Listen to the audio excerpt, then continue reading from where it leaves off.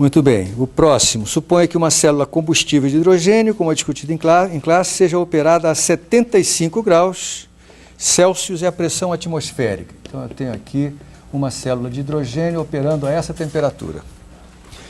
Lembre os dados com os quais nós trabalhamos em sala. E hoje, quando discutimos a célula de hidrogênio de novo, são dados correspondentes à temperatura de 25 Celsius, né? Queremos estimar o trabalho elétrico máximo realizado pela célula usando apenas dados tabelados à temperatura ambiente. Sim, porque são esses que a gente tem. A gente só tem dados tabelados à temperatura ambiente. É conveniente estabelecer de início um ponto zero para cada uma das três substâncias, H2, O2 e H2O. Isso é outra vez, porque o zero da energia de Gibbs é arbitrário, né? Então eu vou fixar aqui que a energia de Gibbs do H2 e do O2 a 25 graus vale zero.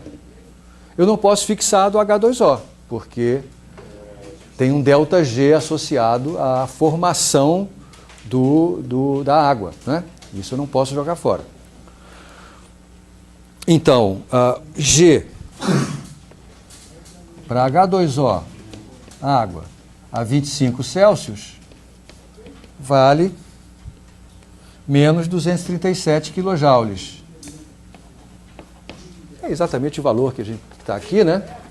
Porque essa é a energia de Gibbs de formação da água, né? Ali era ΔG, aqui passa a ser G porque eu fixei o G do H2, fixei o zero com o G de H2 e do O2. Então isso aí é menos 237 kJ para 1 mol de água a 25 Celsius. Então tá, primeiro item, usando essas convenções, vamos tentar determinar, estimar a energia livre de Gibbs para 1 mol de H2, é de H2 mesmo que eu quero?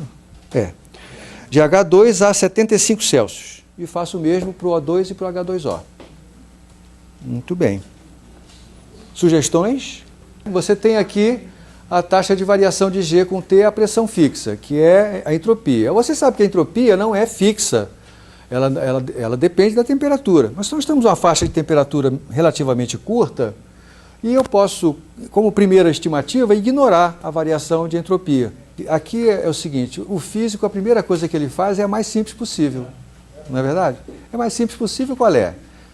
Tomar S como constante ao longo dessa faixa de temperatura. Se eu descobrir que isso está ruim, qual é o próximo passo que eu vou fazer? Eu descubro quem é S no início, quem é S no fim e tomo um S médio. Se ainda ficar ruim, eu vou ter que fazer uma integral, né? Mas eu tento usar um envelope o tempo todo, né? Muito bem, nesse caso, como você está dizendo, o G do hidrogênio a 75 vai ser o G do hidrogênio a 25. Eu vou usar aproximadamente igual aqui, né?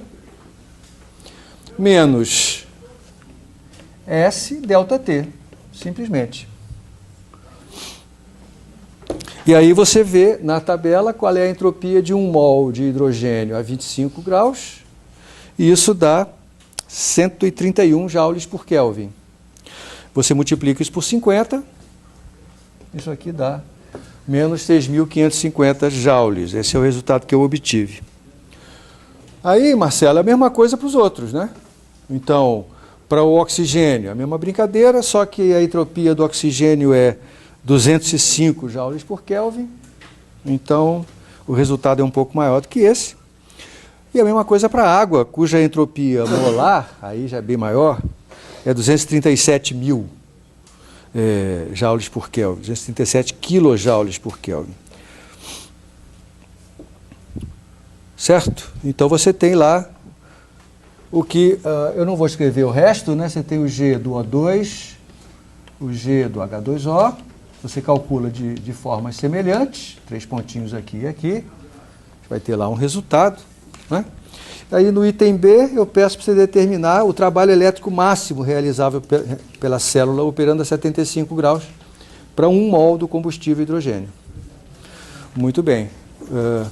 Para isso, o trabalho máximo é a variação da energia livre de Gibbs, né? Então, vamos calcular quem é ΔG. A 75. ΔG é o G da água que mais? Menos G